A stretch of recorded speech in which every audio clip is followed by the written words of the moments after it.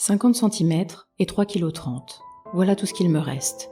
Ces chiffres qui auraient dû apparaître sur un faire-part de naissance. Ce ne sont que des chiffres, mais qui représentent tellement pour moi. Je les chéris comme je bercerais mon Elisa. Mon mari, à ma demande, m'a apporté la partie gauche de ma valise, qu'il a mis dans un autre sac pour m'éviter d'avoir à faire face à la partie droite, celle où j'avais entreposé les effets d'Elisa. Me voilà équipée avec les affaires que j'avais prévues pour le jour J. Cette jolie chemise de nuit qui permet l'allaitement, ces vêtements larges et confortables. C'est une torture de les utiliser.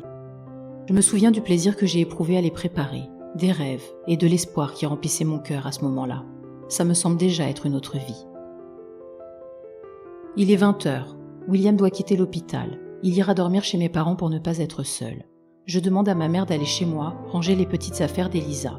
Ses vêtements, soigneusement lavés et repassés, pendus sur cintre dans ma chambre. Les lingettes, produits de toilette et couches lavables, bien en ordre sur la table allongée. Les peluches, les jouets. Je n'aurai pas le courage de les ranger moi-même. Je me retrouve seule. Je fais ma toilette et découvre mon nouveau corps. Je n'ose pas le regarder. Je le déteste. Je n'accepte pas les marques et cicatrices que laisse une grossesse. Je les considère comme les stigmates éternels et injustes de mon drame. On m'a volé mon bébé, mais je dois malgré tout composer avec les douleurs postpartum, les saignements, les kilos, les vergetures. Chaque parcelle de mon corps me rappelle que j'ai échoué à mener ma grossesse à terme, à protéger mon bébé, à lui permettre la chose la plus essentielle, vivre. Chaque jour, pour le restant de ma vie, je porterai ce fardeau. On ne fuit pas son corps, il nous accompagne, qu'on l'aime ou non. Il sera ma punition.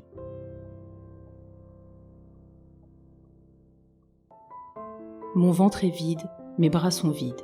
Cette incohérence me rend hagarde. Je sais en expliquer les raisons, bien sûr, mais le choc est tel que ma tête ne semble pas avoir réellement intégré l'information. Me voilà dans mon lit. Que fait-on quand son bébé est mort ? Comme une évidence, je prends mon smartphone et me mets à écrire à mon Elisa. J'ai tellement de choses à lui dire. Je finis par m'endormir. Je me réveille, de nombreuses fois, en larmes. Je me lève même, ne parvenant pas à trouver le sommeil. Je marche dans les couloirs de l'hôpital. Tout est calme, silencieux, sombre. Seules quelques lumières permettent de ne pas être dans le noir complet. Je passe à côté de l'infirmière de garde qui dort. À défaut de mieux, je retourne dans mon lit. J'ai peu de souvenirs du jour suivant.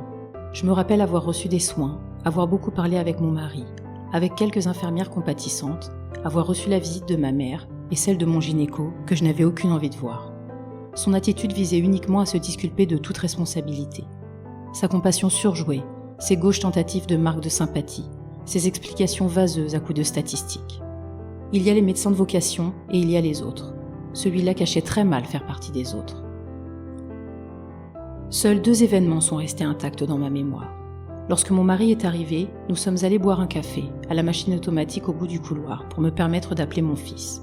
Je ne lui avais pas parlé depuis l'horrible annonce. Mon mari lui avait bien sûr déjà annoncé la mort d'Elisa. Nous avons échangé quelques banalités et il m'a demandé « Maman, elle ne viendra plus ma petite sœur, hein ?» Cette question m'a déchiré le cœur.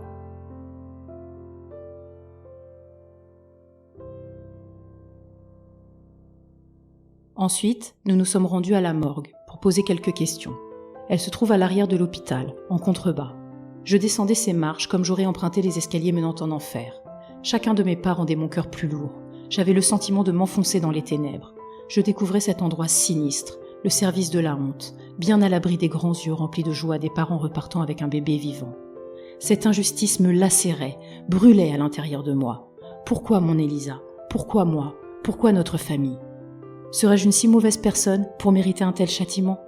Quelle insupportable injustice, inacceptable, intolérable. En fin de journée, on me laisse sortir.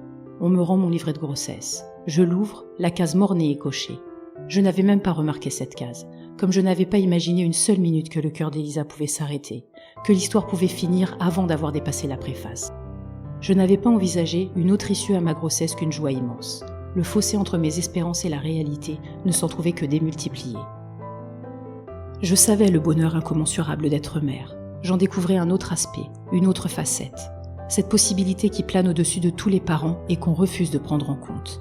Cette réalité inavouable, inacceptable, dont on ne parle pas, comme on évite le mot lapin sur un bateau, pour conjurer le sort. Et puis, ne pas en parler, c'est faire comme si ça n'existait pas. Et si ça n'existe pas, ça ne peut pas arriver. Nier pour se protéger.